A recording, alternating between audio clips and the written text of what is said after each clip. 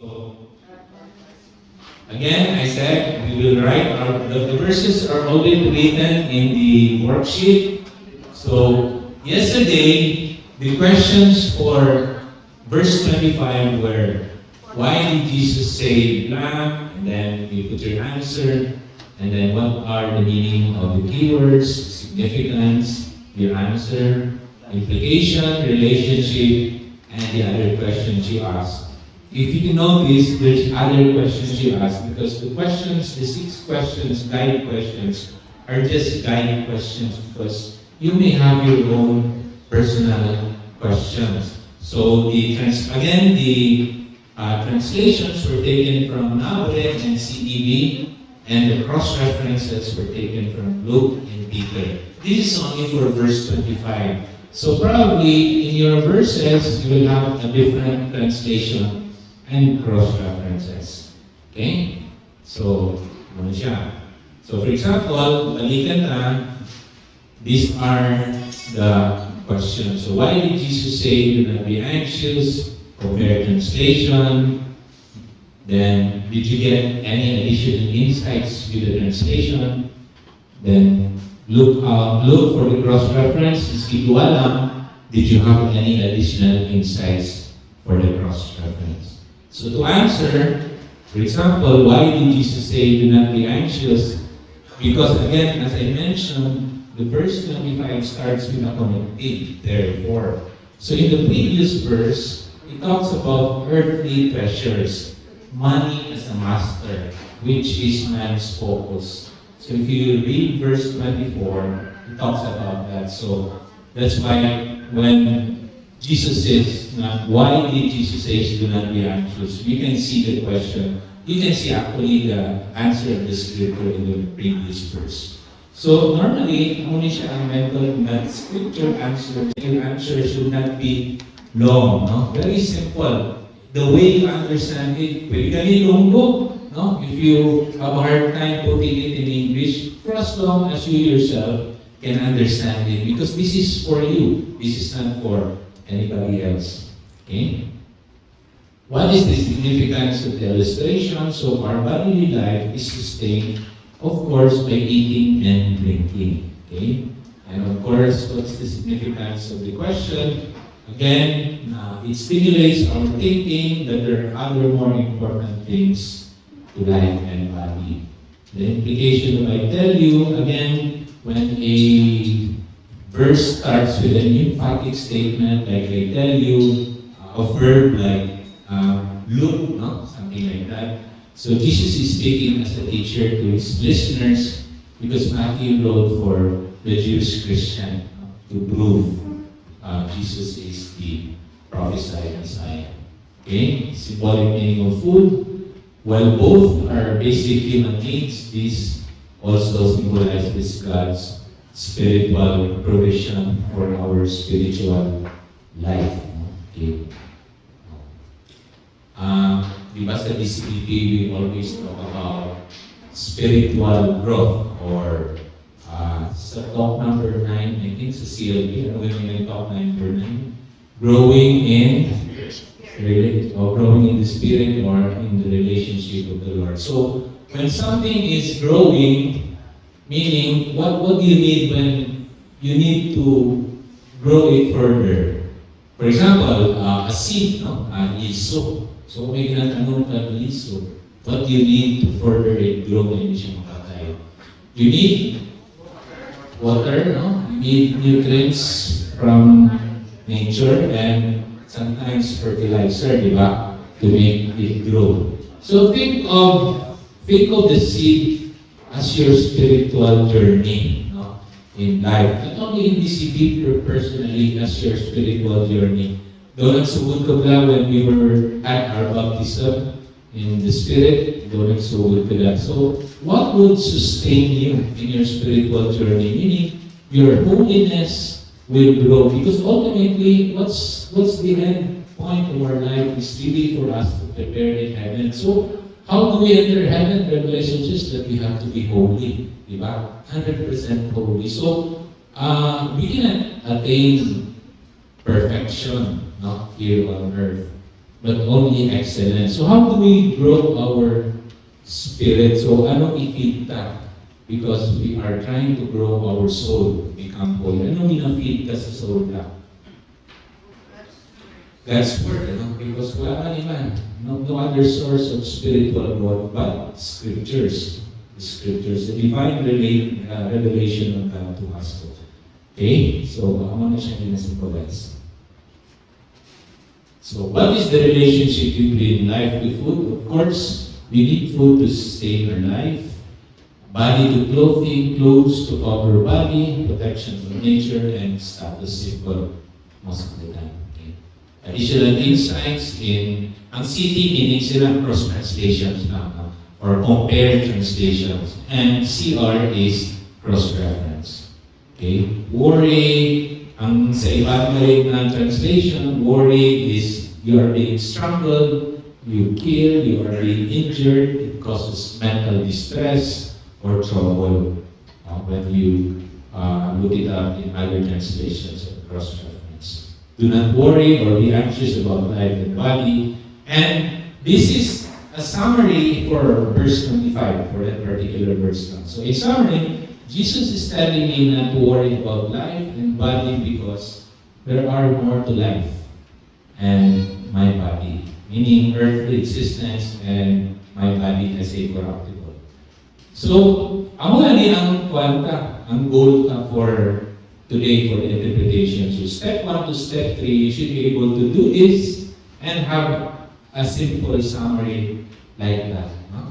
Okay? So again, no wrong answers, no? Because we are after the process. Na ma-internalize ta ang procedure and the way we access sa Bible Hub Month. But if you have your own study Bible, for me, it's much better. No? Kung may aral ka sa Bible Hub would be a supplementary resource na lang. No? Okay?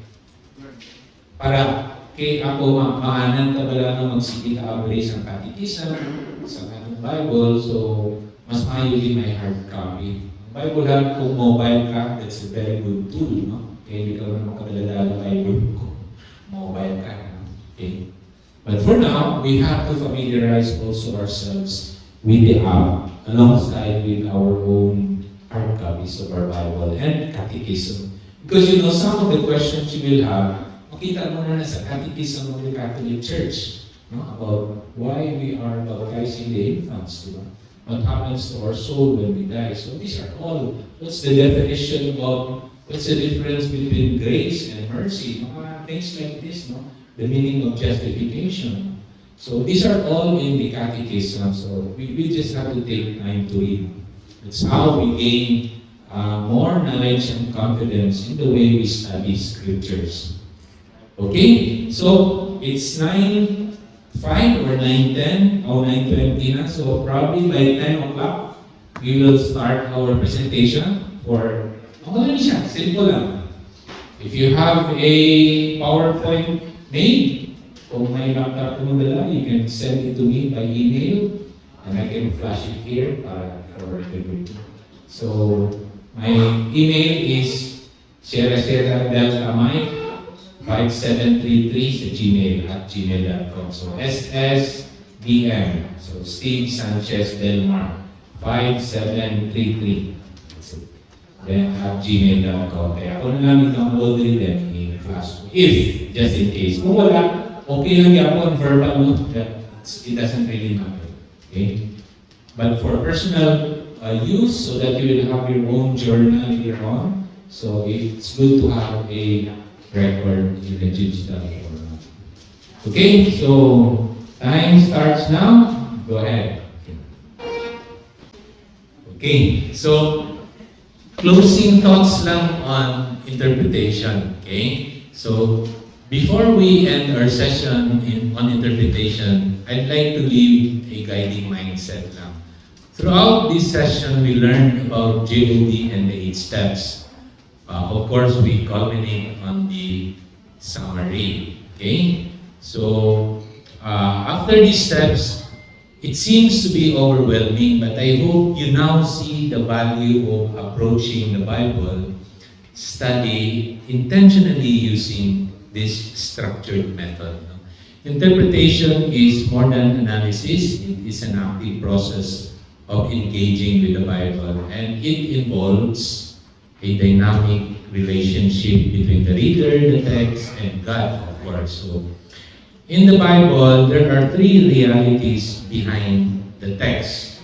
Also, mindset mentioned. So, when we interpret Scripture, we move through these three worlds or realities that influence how we understand the message. Like ginagin ng Balin Brother dito, no? The situation back then, how are words significant to them? So there are three realities, and the first one is what we call the current reality, meaning our world today. So this is the world we live in the 21st century, with our own language and culture and assumptions. Sometimes we read Scripture and we naturally bring our own context in the process, ang aton mindset sa 21st. No? But this can create a gap between what the text meant then and what it means now to us. Our understanding may also be shaped by what we have heard in sermons, commentaries, and studies before. And these influences aren't really bad, but we must be aware of them so we can interpret more faithfully. Again, kay una kinaya masulod the way they think now rather than what are they thinking back then. So the second reality is what we call the virtual reality, the word behind the text. No? This is the word of the author. Ano ang environment nila before, sino ang translator, sino ang audience niya. Because we are not actually the audience of the Scripture originally. Okay? Take the Gospel, for example, of Matthew. Scholars believe Matthew, a Jew, wrote the Gospel around 70 AD, about 40 years after the death of Christ. This means Matthew was writing already from memory, possibly drawing on oral traditions passed by the apostles to the bishops or the deacons and the sources available to him. Interestingly, while Matthew writes about Jesus' Sermon on the Mount, Matthew 5, no? Matthew 5, Matthew 6, Matthew 7. Actually, this is part of the Sermon on the Mount. He doesn't introduce himself as Levi. Wala pa, no? Wala pa siya nag-introduce until chapter 9. So, if you read Matthew, if you're studying Matthew, makita mo na si Matthew, in-introduce lang ang iyang kaugalingon in chapter 9, not even in chapter 1. Because he was not called yet before. No? So, he was writing in memory. Yeah? See? So, sa chapter 9 na makita mo si Matthew. Okay? This shows us that he wasn't necessarily a witness to all the events, but rather a narrator shaping the message for a specific audience, which are, of course, the Jewish Christians. So we also must consider the role of language. The words we read today have passed through many stages, from Hebrew to Greek to Latin, when Saint Jerome translated it into the Latin Vulgate. And the third reality is what we call the actual reality. Of course, the event themselves. This refers to the original historical events, what actually happened. For example, the Sermon on the Mount took place on what was historically known as Mount Eremos. So, a mountain before, if you check history, Mount Eremos na siya. But now it is called Mount of Beatitudes. So, makuha ka to sa Holy Land, probably some of you been there. So Jesus taught the people, healed the sick, and ministered to the crowds who were physically present with him. So understanding this actual context help us ground the text in reality, okay, beyond narration and translation. So why all this matters? Nag-ambal ko per me. Objective. Put yourselves in the shoes of the author.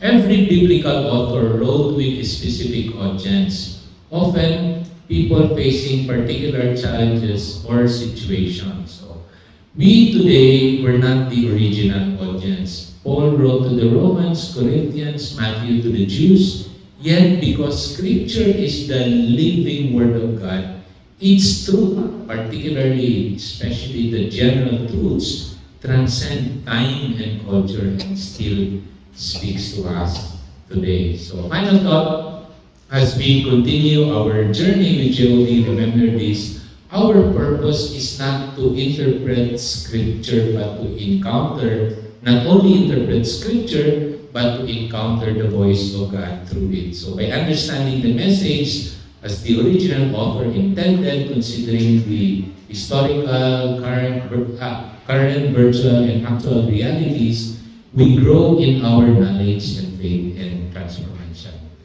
Okay, so ako na. So, at the back, kanina, si Tess, no? We were discussing kanina about food, about clothing. So, ang bad siya nga, sa unang galiguro, ang unang ilalang yung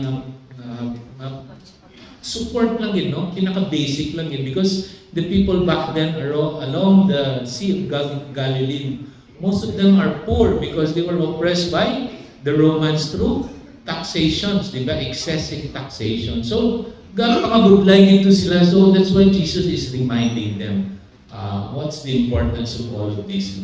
Mentioning Jesus na basic lang yung mga needs. Okay, so we now go to the last part of our session, personalization.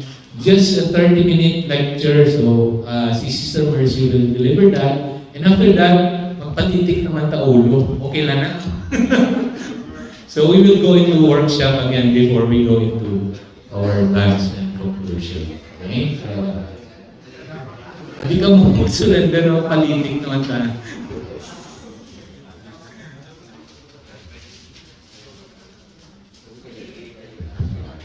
Okay, good morning. Good morning. Yeah, as I call your chapter, you say hooray. Huh? Let me see kung buta pa ka na. Okay, Iloilo. Hooray! La Paz. Olo. Estancia. Rojas East. Rojas City. Calibo. Antique. Okay, buka pa. Okay, good morning once again. Thank you for coming back. We're so happy na almost everyone was absent. Why? Okay, thank you very much. Okay, so let us briefly review some of the things that we have already learned so far. Okay, let us go back to the steps in JOD. First, we have observation. Now, we have already done this. Kabalo na kamo mag-observe. Next is interpretation. So, what does it mean? Then third, you already know how to summarize concisely what is the big idea. Then fourth is evaluate. So, this is what we're going to do in the next session. We evaluate what is the value today. Then application. We apply personally, what does the verse mean? Then third, sixth is we actualize. Okay, so the first three steps are what we call the objective dimension. Okay. Then the next three are the subjective dimension. The subjective dimension is influenced by personal feelings, our own opinions, while the objective dimension is outside of our personal feeling. It just represents the facts. Okay.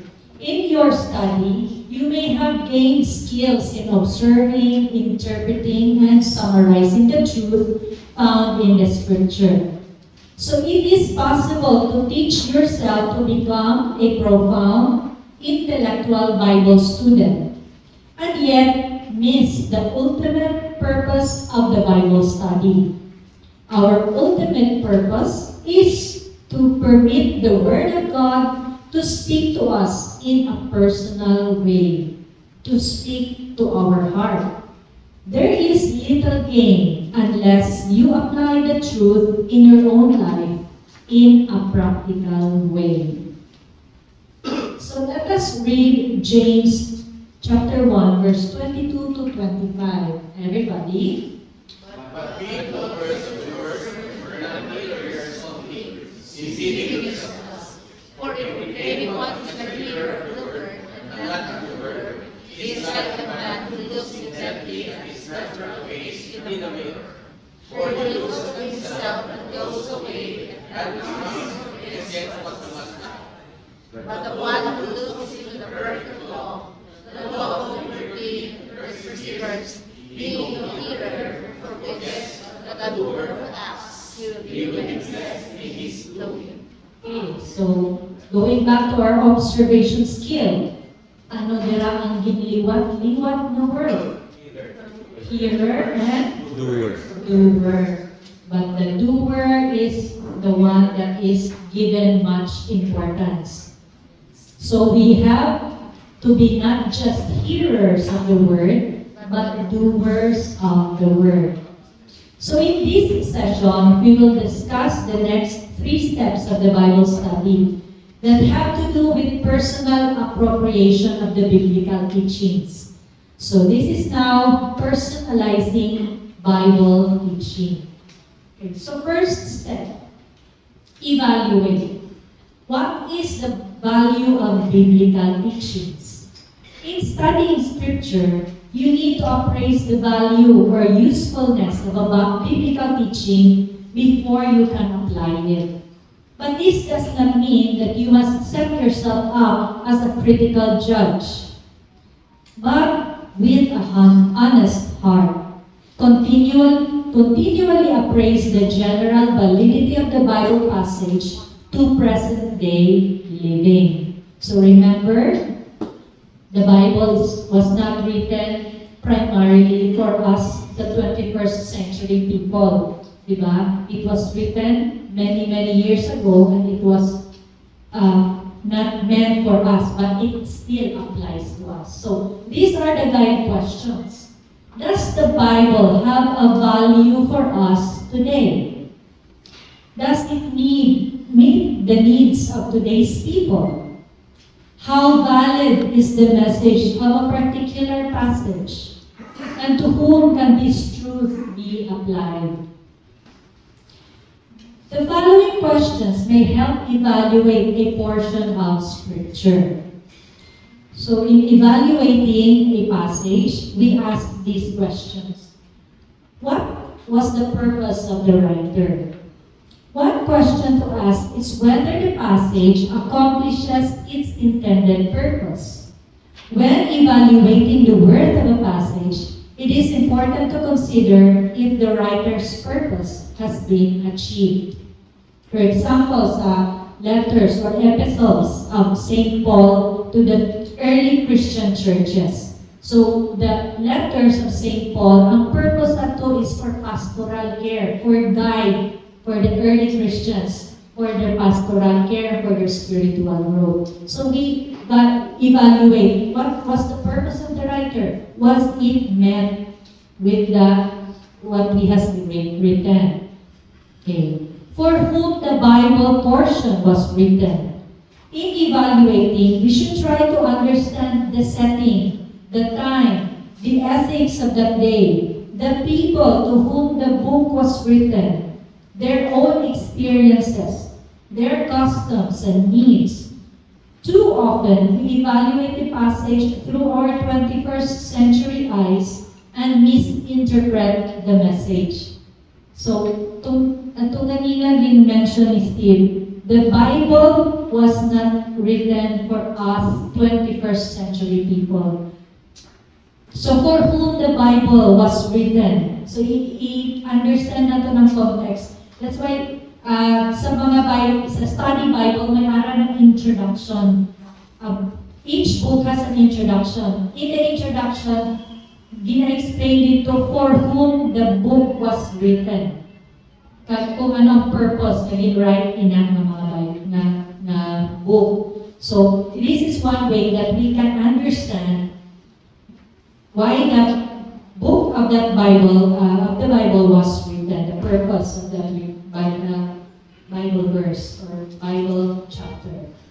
Okay. So what are the general truth and what are the local truth? Some passages of scripture were written for a certain period of history and therefore are local in application.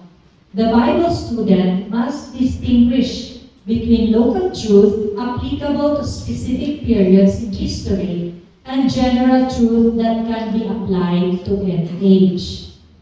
Okay, so mayroon mga local truth na applicable lang at that period sa ilang panahon, and there are general truth also that applicable sa una but also applicable to our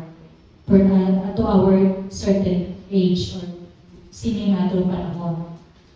So what is the relation of the truth found in a particular passage to the whole message of the Bible? Remember, no single portion should be evaluated apart from the whole message of the Bible. The basic truth of the Bible are never contradictory when considered in their context and about the whole Bible message. The next is how valid is the translation we are using in our Bible study. To judge the validity of a passage, a person should read it in its original language. So the original language of the Bible, it was written in Aramaic, Hebrew, and Greek. But since most of us cannot read Greek or Hebrew, we should always compare translations to gain as clear a picture as possible of what the author said. So, amo na niya ang importance na nagbasa ta from the New King James Version, mabasa ta from the Good News Translation, the Message Bible, to compare the translations. Only then can we receive an accurate concept of the real meaning of some of the difficult portions of the Scripture. So, di ba nakita ninyo ang importance gina when you compare translation, kaya may araw words, dili nga kabudlay, gibasahon sa among nga version, then in the other translations, mas easier galing ang ilang gamit na word. So, mas naklaro sa aton kung ano ang Bible verse. Okay. So, how objective are you? Remember, in evaluation, we should always be as objective as possible.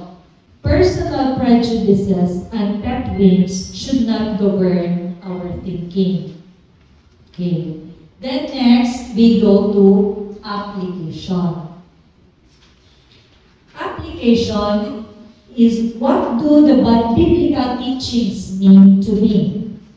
So we ask that question. The skills for studying the Bible that we have discussed are simply a tool to help us achieve a greater end, that God may use His Word to bring about positive changes in our lives. It is important that we actively apply what we have learned. Otherwise, the purpose of studying the Bible will not be fulfilled. As you consider how to apply biblical teachings in your life, keep in mind these key questions to guide you in the process. So these are the key questions. What am I to believe? One of the outcomes of the Bible study has to do with the doctrines and teachings on which we build our faith. So as you study the passage, you should ask yourself, what is in this passage that I am to believe? For example, about God, Jesus Christ, Holy Spirit, grace, mercy, sin, about forgiveness, hope, eternal life, and so forth. The next, what am I to do? What am I to do about my actions, attitude, and sin? For my actions, how am I to reveal my faith through my actions? Are there actions that I need to change? So what about our attitudes? For example, in our sample teaching in Matthew 6:25 to 34, how will my attitude toward material possession be changed? Or how will this teaching shape my attitude towards anxiety? The next, about our sins. What sins are pointed out in my life? Are there some that I need to confess to God and to my fellow men? What are sins that I need to forsake? So, these are some of the ways of applying the scripture passage. The next is, what do I learn about relationships? In the Bible, relationships are important. It is a record of God's relationship with man and man's response to God. As you study a passage, consider what it has to say about relationship. Ask yourself these questions. What does this passage say to me about my relationship with God through Jesus Christ? About my relationship with others in my family, in my BCBP community, in my workspace? What about my relationship with God's created world? What about my relationship with myself? The next is, we also ask, what is the good news for me? This is probably the most personal of all. When studying Bible passages, you ask yourself, is there good news for me in this passage? Sa natong example na passage ganina, Matthew verse 6 to 25 to 34, what is the good news for you in that passage? It can be challenging to approach Bible study, especially when we recognize our shortcomings. Sometimes mga bata, kasasala na dito yan, mga Bible study pa dito.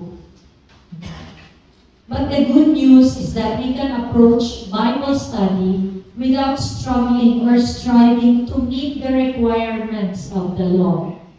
The good news is meant to reach sinners like us who need grace and mercy.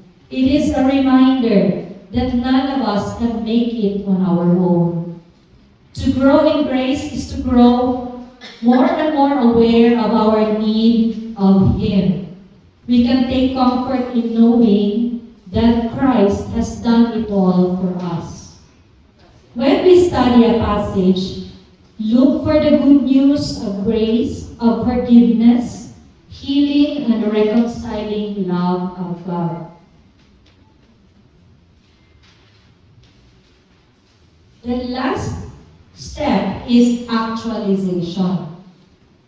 Actualization means we ask, how do I personally actualize biblical teachings?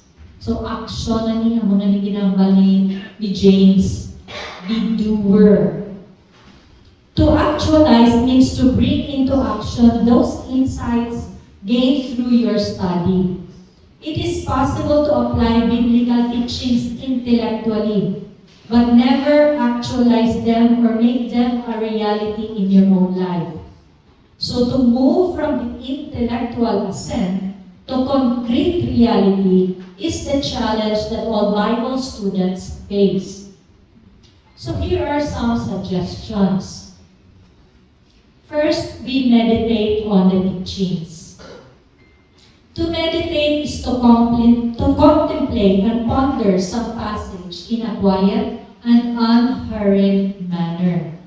In today's fast-paced culture, many of us do not take the time to meditate and pray. Shortcoming ni naton as members of the BCBP community.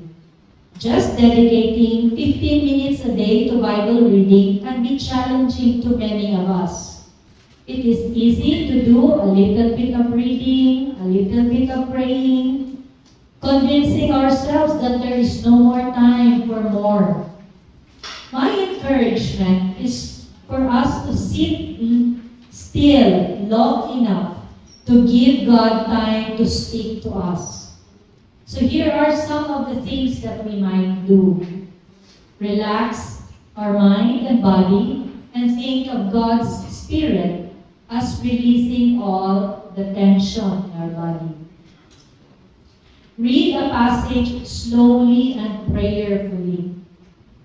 So maybe this is the wisdom of us, di ba, kung ginapasulit-sulit basa ang phrase or ang word. Consider what the passage has to say to you personally, using some of the questions suggested in the Ways of Life. Imagine the Lord speaking to you through the passage. Reflect on the passage as a guide for prayer in terms of confession, petition, intercession, in thanksgiving, and in praise. Next step that we can do is to express our faith in concrete ways. There are many ways we can express our faith. We can share verbally what Christ means to us in our homes, in our community, in the world. In other words, we have to evangelize. We have to become witnesses. Give our testimony to others. We can also share our time, money, energy in helping the needy, the sick, and the aged, doing the corporal works of mercy.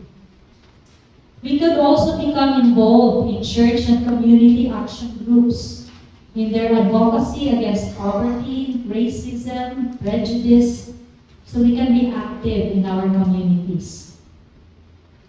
The next is we can share our convictions and concerns with others.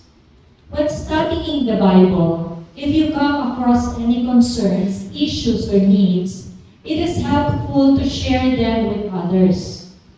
You may discover that some of your group members are facing similar situations.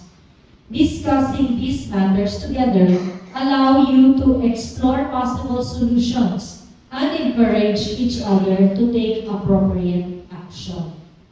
Diba, this is what we do sa aton nga HBM. Okay. Then make a commitment. Just sharing or discussing an issue or problem is not enough. There is a need to make decisions and commitments. Unless we verbalize our feelings and decisions, we may have difficulty taking action. After discussing it with others and verbalizing your commitment, you will find greater strength and courage to carry out your plans. So when we speak out, we verbalize our commitment, mas madalong kag mas stronger ang aton nga resolve to do what we have decided to do. Then we pray with one another. Prayer is a very important aspect of actualizing biblical teachings. Most of us need the help, the power, guidance, and strength of the Lord. We pray individually about our decisions and also seek the prayers of others as well. Praying with others provide additional strength for carrying out our commitments. So I pray that through the joy of discovery in Bible study, you'll find truly the joy in living out and applying the Word of God in your life. Thank you very much, and may God bless you. Okay. So last time, we're done, no? We're done. I'll just give an instructions on workshop. We will do a workshop until 12, and I think lunch will be served. So ang plenary and closing after lunch na lang bro, no? So para we will have more time to do our workshop. So this is the instruction.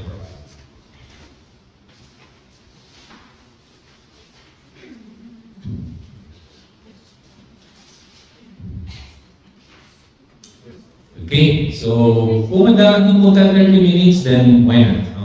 Okay, so this is the worksheet. So the upper portion of the worksheet is the instruction. Okay, so just a very simple instruction and readable. The heart of the worksheet is this one. Okay? So, what you will do within your group is just to select one of the three. Okay? You can select, number one, you can complete the statement, if I really took Jesus' teaching in this passage seriously, the difference it would make in my life is blah, blah, blah. That's personalization because it already involves your personal convictions and your opinions. Or number two, very popular is to analyze our anxieties. So in the first column, in the worksheet, you list down your anxieties. Siguro, one or two. No? And then list some of the ways you are usually handling your anxieties. What are you doing with your anxieties now? Then, after learning some things in the verse that we've studied, what would be the better ways to approach or handle our anxieties? So, meaning, anxieties, then current, then what should I do? What should be the better way? And then number three, studying the advertisements in the papers, what do they say about priorities and anxieties? Ang mga ginalure ka and everything, does it make you anxious? Do you have to have a new phone? Do you have to have a new clothes? Do you have to have a new shoes? Dami siya pop up, in the social media. Does that make you anxious? What does it say about priority?